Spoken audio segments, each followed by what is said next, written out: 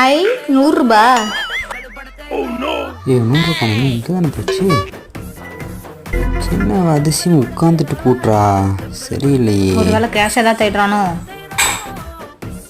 உட்காந்த இடத்துலையே உட்காந்துருக்காளே. கேஷை தான் தேடிக்கிட்டு இருக்கான். சரி பார்ப்போம்.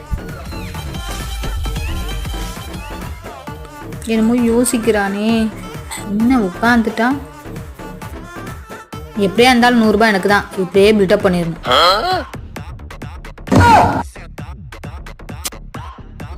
100 ரூபாயும் வாங்காம போக மாட்டான் போல இருக்கே.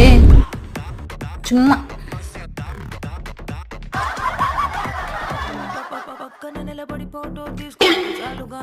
இவன் இப்போதைக்கு எந்திரிக்க மாட்டான் போல. நம்மளும் எந்திரிப்போம். இந்தா வச்சுக்க 100 ரூபாயா.